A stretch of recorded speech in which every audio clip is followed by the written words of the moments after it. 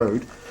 And the river that we're going on, the River Avon, has been reported to us as being above the levels for safe navigation, but we're going to press on anyway and go there. And if it comes to the crunch, they're going to give us a pilot who will take us up to Stratford-on-Avon and put us in the basin of the Stratford Canal. So we'll be off the river but on the canals, and we'll be able to cruise anyway. It's actually stopped raining, but there's the poor little panda looking sad from having been out all night. But we're going to set off in about half an hour, 8:30. At least one bright feature is this little patch of forget-me-nots on Jim's patio, with his chairs there reclining, and the orchard beyond. At least there are one or two birds singing, and it's not actually raining right now. It's altogether a pretty dismal scene, really. I wish it wasn't like this, but there's not much you can do about it, just got to get on with it. Here we are in Stratford Basin at about 7:30 on Saturday morning, and the weather from yesterday, the terrible rain, has cleared, and these are the ablutions men going about their business to clear the place up for the celebrations which are being held today in this lovely place for the birthday of William Shakespeare. If I scan around, you'll see the Shakespeare Theatre in the distance, and this is the lovely little park which lies alongside Stratford Basin. And in a moment I'll give you some shots of the basin itself. This is at the mouth of Stratford Basin with the river lock you can hear running on the right hand side, and there on his pedestal with his back to us is William Shakespeare, and this is the view on this really quite lovely spring morning of the basin with the boats tied up and the traffic moving around in the background. Last night we came up the river from this direction, past these two pleasure boats, and around to my left there's an island, and the island is practically submerged. There it is. And this shows the height of the river, because normally the river's about 3 feet below the level of that. And then round we came eventually and into the mouth of the entrance lock, with its little statuette on the other side, and the ancient warehouses in the distance. And the bridge, I can't directly film into sun, but the bridge is on the immediately right of shot now. It's called the Sir Hugh Clopton Bridge. And he was a medieval benefactor in the town of Stratford and built the bridge for the benefit of the people.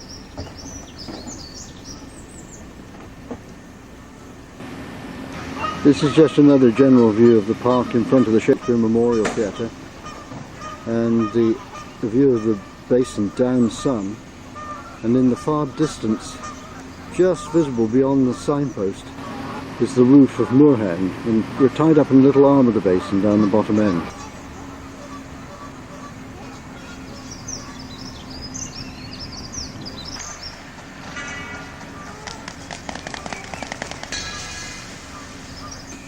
There's Moorhen under that huge horse chestnut tree. Just thought a little shot of that would be appropriate. Close-up view of the Shakespeare Memorial Theatre. It's all being got ready today for the celebration of Shakespeare's birthday. And I expect you can hear the clank of the scaffolding as they're erecting the flag scaffolding and so on. And sweeping to the right there's this nice little fountain, quite a modern piece of sculpture, stainless steel and glass, in the street entrance to the park. This is known as, I've discovered, as Bancroft's Park. Although why that is, I don't know, probably another benefactor of the town of Stratford. And there are the workmen getting all the heraldic shields and stuff out for the celebrations today. And finally, to scan right round, there's Moorhen tied up under the weeping willow tree in the little arm. We're pointing in the direction we want to go, and we exit the basin in the far corner there, beyond the next weeping willow tree. You can't see the bridge from this direction because of the floral gardens, but it's one of the lowest ones on the whole canal system, and we're going to have to test it carefully to see whether Moorhen will go underneath it. There's Jim opening up the for lot number 41 it is. We've come up 12 locks today, and he's just opening up 41. We ought to have been here at 11:45, but because of stoppages further down, we're actually here at 1:45, so we're 2 hours behind. Unlike yesterday, which poured with rain all day, today's a lovely day. It's a really nice spring day, and we're making reasonable time apart from the stoppage in the bridge hole further back, but we've corrected that by letting down some water from above. And now we're making jolly nice progress. It's an absolutely delightful spring day, and hope it stays that way. Plenty of water in this part of the canal. All the lock bypasses are running freely like that one is, and there's plenty of water in the pounds. It's really very pleasant boating. Apart from the fact that nearly all the gates and most of the lock gear is very stiff on this canal, and it's the Stratford. And we're on the Wilmcote locks, a dozen of them out of Stratford Basin. There's Jim opening the gate of lock 41 and I'm just about to sail into it. You can see the bows of the boat are swinging out of their own accord in the wind, so it won't take much trouble to get it lined up. We're in the Wilmcote top lot and there's another boat coming down, so it suits us to let them come down first, because when Jim went up there and looked at the lock, it was set in their favour anyway. And there they are, just manoeuvring to come down. Jim's doing the paddle on the other side. Sorry about the shaky picture, but I'm standing on the back of the boat and it's bouncing up and down a bit in the water that's running down from above. That's a bit steadier picture. We're coming up to Edstone Aqueduct now. The people you see on the right are actually down on the towpath, which is about 4 or 5 feet lower than the level of the water in the aqueduct, which is a cast iron trough carried on stone pilasters across the valley beneath. And I'll show you a view from the aqueduct shortly.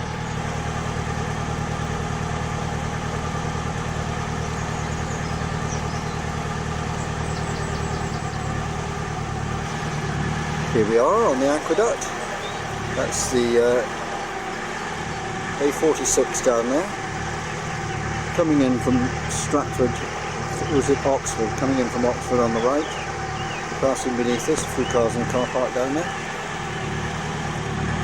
And the railway line over there is the Stratford to Birmingham line. This is really quite spectacular. We're right over a really deep valley. And there goes the road in the distance. That's a view looking down directly over the edge of the aqueduct. There's about 6 inches of parapet between us and a precipitous plunge 120 feet to the valley floor. Quite spectacular.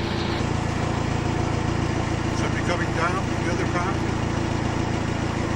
This is the view astern, and gives you some idea of the sort of scale and proportion of the thing. It's just wide enough to get the boat in. You've got about 6 inches clearance on either side.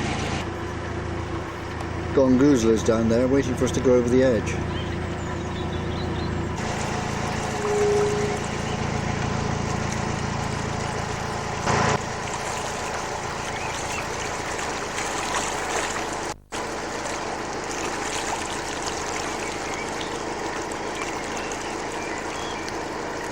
There's a general panoramic view from one side of the aqueduct to the other.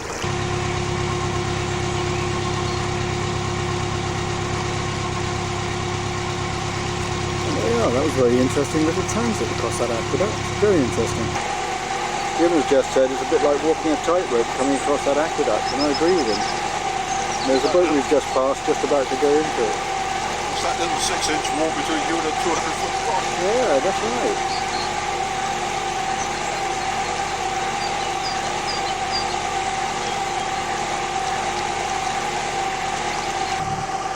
Here's one of these split bridges that are peculiar, I'm eating an apple, peculiar to the Stratford, excuse me a bit.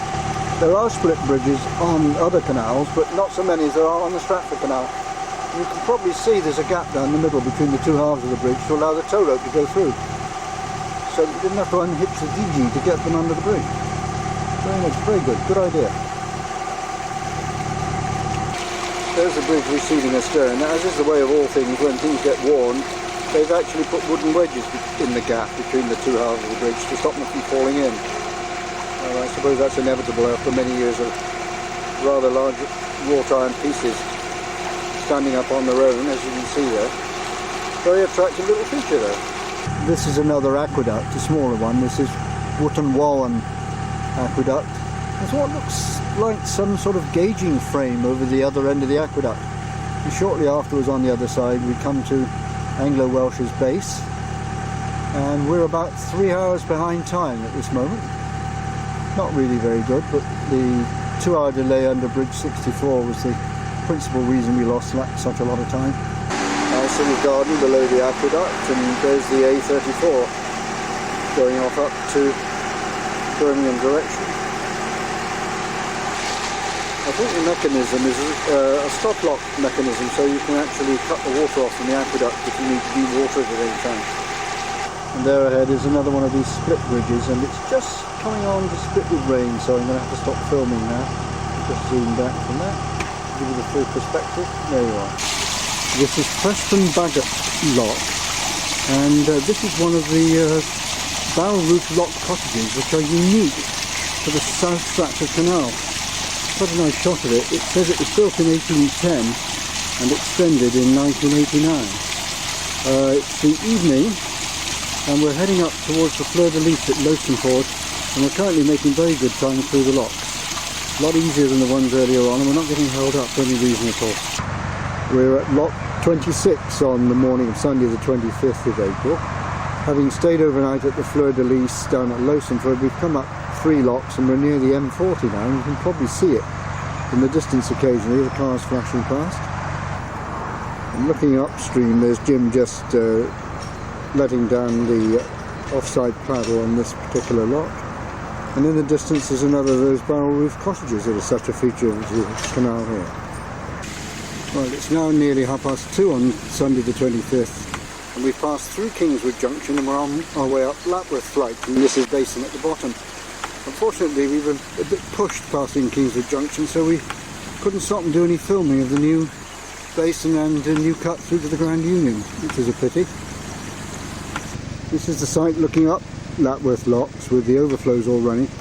The overflows have been running on every lock we've come to so far, which is really most unusual. This canal is renowned for not having a lot of water in it, but this trip it's been absolutely terrific. The pans have all been full up and the bypass is running. It's lots of wildlife as a result. It's really good. At last we're on the 5 locks at Knoll.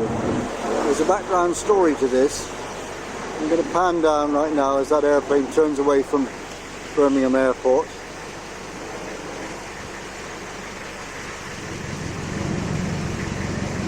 That's the second lock of the 5 locks at Knoll. They're double locks, and they've got that special worm and peg paddle gear that you see there with the large bollard standing up at the side of the lock. The weather was so poor yesterday and the day before that we were forced to change our plan, and we discovered that the Severn was open but running fast, and the Avon was only open from Stratford down to Bidford, which was the way we'd come up. So we had to modify our plan, and we went through Birmingham, down Farmers Bridge. We turned right at the bottom of Farmers Bridge at Aston Junction, came down Ashstead Flight, up towards the Flight, and finally down here to Knoll on the Grand Union Canal, and we're planning to join up with the Stratford Canal again at Kingswood, which is a bit lower down than you see now. There's very unusual paddle gear on these locks. You can see that large thing looking like a torpedo standing in there in the right foreground. Well, that's there's a worm and peg gearing system. Needs about 20 or 30 turns to get the paddle open. It's a very smooth system, and these locks, although they're double-sized locks, they empty very quickly and very easily, and the boat goes down extremely gently. We've just passed that boat, and they've been very helpful to us in operating the locks, and now they're going into the one above, which we've left open for them. And this is the way it happens on the canals. Everybody cooperates. It's splendid. Well, that's the last shot up the Knoll 5, and we're in the 5th lock, just about to go down in the lock and exit, and then we shall be en route for Kingswood Junction, and finally, hopefully, the Fleur de Lis at Lowsonford, where we stopped the night before last. Well, that's Knoll Hill, down which we've just come, down the Knoll locks. Sorry you can't see them from here, but the canal takes a bend and immediately goes out of sight of the locks. That's the view astern as we leave them, and that's the view ahead with the canal winding round to the left, eventually to that house you see in the distance with the rapeseed field just in front of it. And we're not far from Kingswood Junction, where we may rest up the night. We should probably definitely shop and then try and get down to Lowsonford and the Fleur de Lis for later on. We are now here, the Navigation Inn at Bridge 65. Just beyond Bridge 65 is Kingswood Junction, but we won't be going down there tonight. We're probably going to eat here and then stay overnight. And that's the pub, and a few customers in the garden having a nice little evening drink. We're just about to go up and do the same thing ourselves. It's a lovely evening now. It's a good thing the day has turned into a reasonable day. Yesterday and the day before were just appalling. Far too much rain. Very cold as well.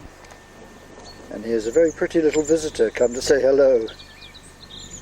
We've been seeing loads of ducks and loads of wildlife on this trip. Herons galore, just loads of them. And many Canada geese too in the middle of Birmingham. Very unusual that. You don't see Canada geese up in the middle of the BCN usually, but there they were, nesting as well. And here we are leaving Lowsonford Lock. I'm filming behind you at the moment so you can see the turbulence and the weight. The lock is keeping it straight. It's a truly delightful spring day as we are going down these locks. This is the Lowsonford and Preston Bagot locks, and we're being followed down by a boat from our own boatyard called Heron. And it's just a lovely, lovely spring day. There isn't a cloud in the sky anywhere. We've got our shirts off and we're having a truly delightful time. As far as I can see, this damn camera is out of focus. As one might readily imagine, in fact it wasn't the camera, it was yours truly. I had the eyepiece out of focus. That's better, looks lovely. These locks are quick to fill but slow to empty. They've got 2 upstream ground paddles, but you've only got 1 gate paddle to empty them, so it's all slow going. I should have started out by saying that it's been too wet up until really today to photograph anything, because everything's been messy and mucky and I couldn't put the camera down anywhere because there was no convenient shelf. So I'm afraid there's been a big gap in the middle of the photographing of our holiday. Entering lock 34 on the Lowsonford flight. Unfortunately the boat's going backwards, so I'm not going to spend very much time photographing this. I'm going to run back and jump on it immediately.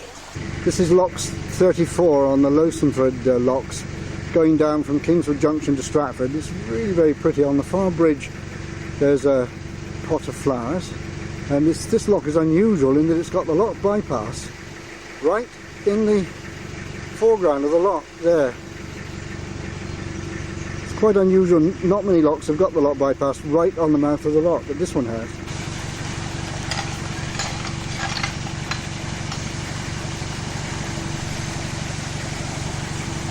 The lock gate. I'll catch a shot of Jim later on, but maybe you can hear the sort of gurgling noise which is being made by the lock bypass. They're all running very strongly simply because the canal's full up with water today after the heavy rains recently. It's lovely really, because it makes cruising much quicker.